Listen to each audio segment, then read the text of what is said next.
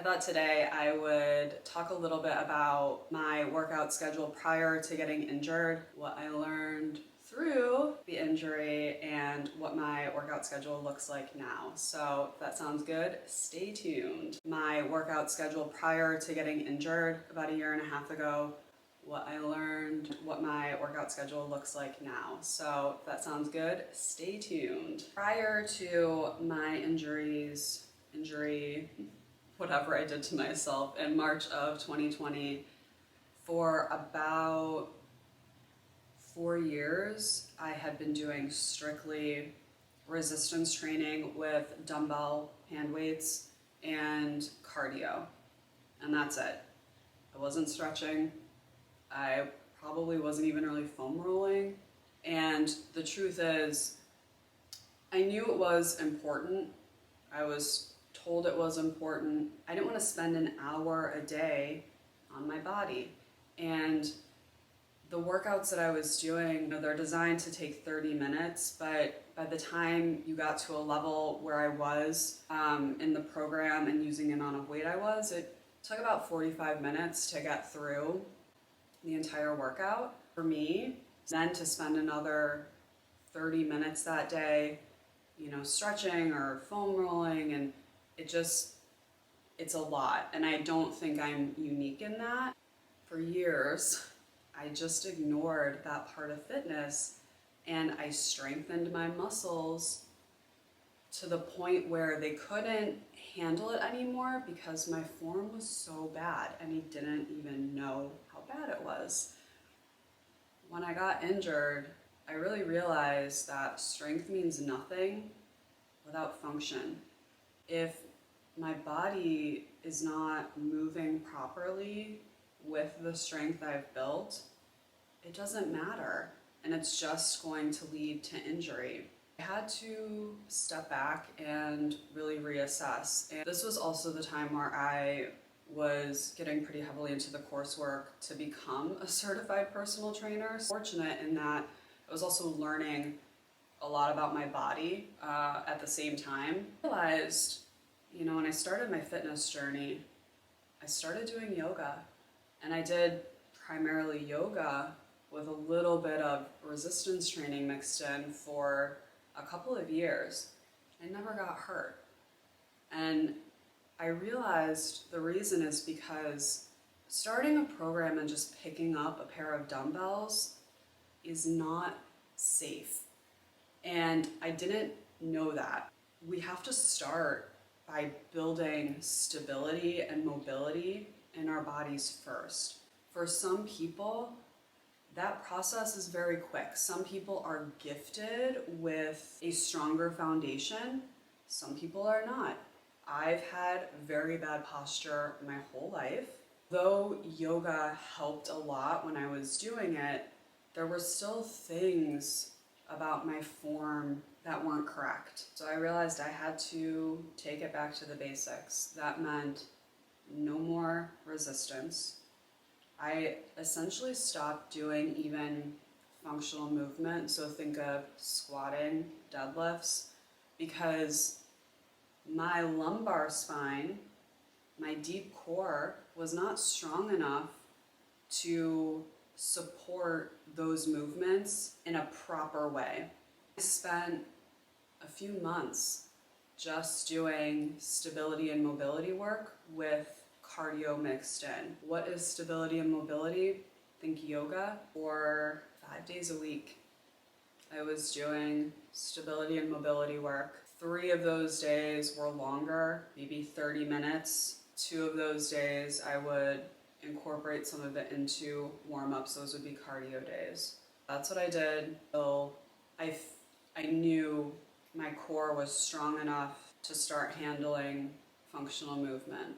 Once safe for our bodies to start moving, that's when I started incorporating functional movement. So again, these are the standard movements we make in everyday life: bending and lifting, rotating, single leg, so think of lunges, going upstairs. When I brought the functional movement in, I worked really slowly to make sure that form was correct in all of those basic movements before adding in any resistance. Then I added in resistance bands, and I've just now started to add in some dumbbells, kettlebells, free weights. The process of preparing our bodies for workouts that involve a lot of squatting and deadlifting and jumping and moving, these are not workouts we just start from zero. We have to work up to it, and I didn't know that. It wasn't made clear to me. When we look at fitness programs marketed all over, how often do you see people marketing programs that look like they involve very little movement? It doesn't seem exciting, it doesn't seem motivating, but it's safe. Realizing how much I screwed myself over by not properly preparing my body for the work that I had been doing for years has made me that much more passionate about making sure nobody else goes through this and that we have realistic expectations for our bodies. With that said, I will tell you a little bit about what I'm doing now. And I haven't said anything yet because it's taken a while. I've been playing with it for myself to see what works so that I can replicate this for other people. Because of the importance of stability and mobility work, I incorporate it into every single workout now, without question. I work out 5 days a week, that's my goal. 2 of those days I do cardio.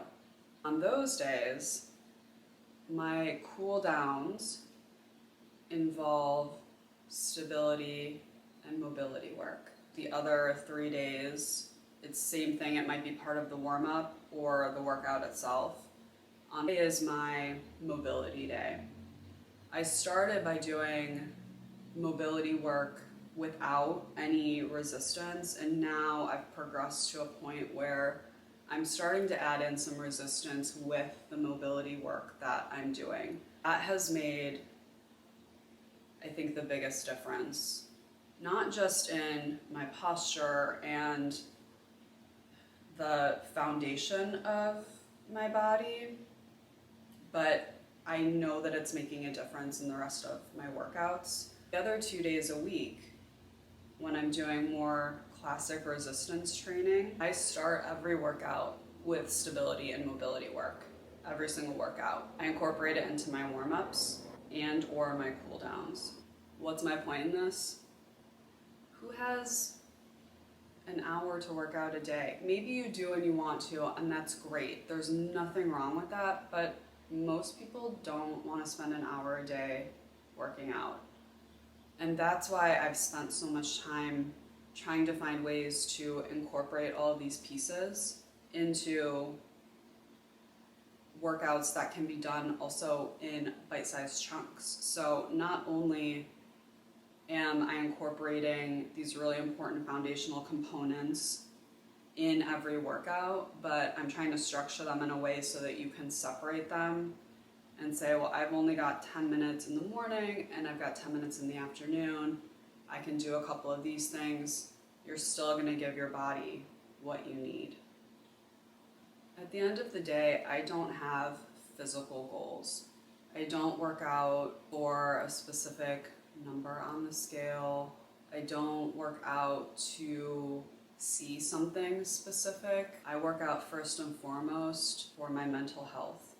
It gives me structure that I need, and I feel like even if I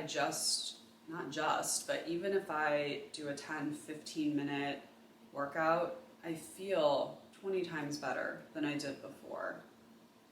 I don't do this because I have to. If I can't work out, or if I choose not to work out for a few days, I don't worry about making up for anything. It is what makes me feel good. I think so many people have been done a disservice by the industry, whether it's being tricked into thinking you have to give it 40 minutes a day of intense work, or tricked into thinking that the only kind of structured movement that matters is HIIT workouts or lifting heavy weights. There's movement for everybody. But the one thing that we all have to do is start safely and make sure that we are starting with a proper foundation. In any program that doesn't start in that foundational mode, you run the risk of being unsuccessful before you even start because your body may or may not be able to handle it. And I hate that. I want people to know that starting slow is good. Starting slow is how it should be.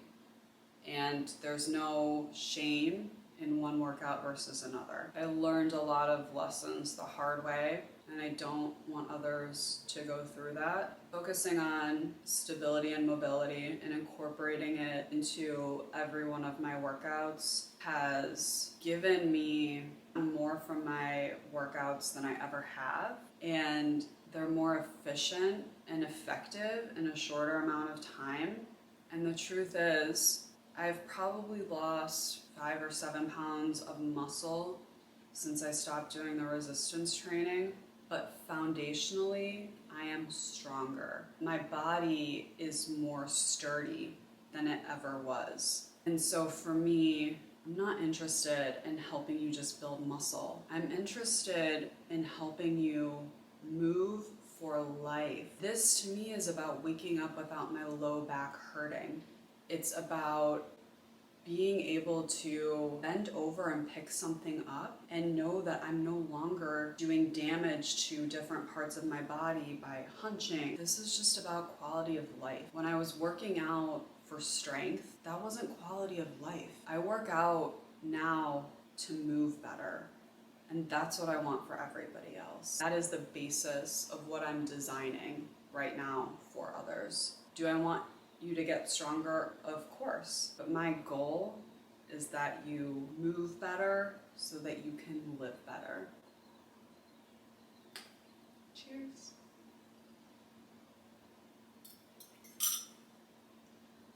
I'm hoping to have some hoping to have some guides, probably the beginning of the year, being realistic.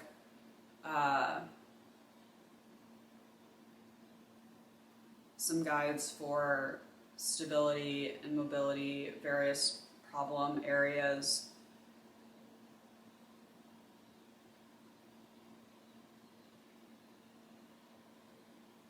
I'm hoping to have something tangible by the beginning of the year that can be used by a lot of people. And the idea is